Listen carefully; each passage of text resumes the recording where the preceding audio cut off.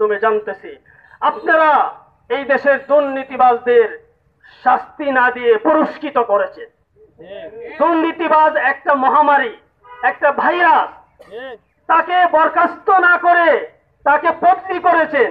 আরেক অফিসে গিয়া সেই দুর্নীতির ভাইরাস যারে আরো ছড়াইতে পারে, মুড়িদান আরো তৈরি করতে পারে, সেই সুযোগ করে দিয়েছেন। দুর্নীতিবাজদের বদলি করা কোনো শাস্তি নয়, বরং এটা পুরস্কার দেওয়ার নামান্তর।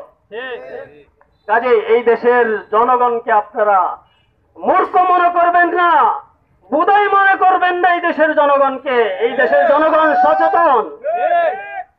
আপনারা দুর্নীতি বলছেন জিরোতে নিয়ে আসবেন, এখন তো হিরোতে উপনীত হয়েছেন। আপনারা বলেন জঙ্গিবাদ নির্মূল করেছেন, জিরো টলারেন্স, জিরোতে আনছে।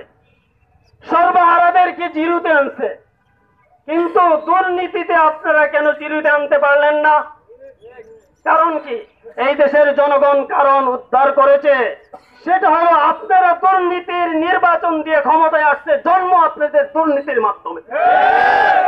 কাজেই যে সরকারের জন্ম দুর্নীতির নির্বাচনের মাধ্যমে, সেই সরকারের দ্বারা কোনোদিন দুর্নীতি নির্মূল করা সম্ভব না।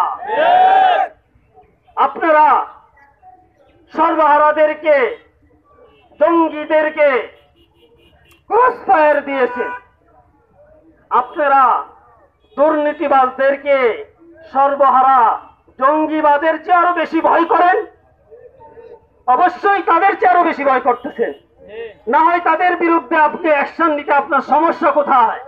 সমস্যা এক জায়গায়, আপনিও দুর্নীতির মাধ্যমে আসছেন, সমস্যা এক জায়গায়।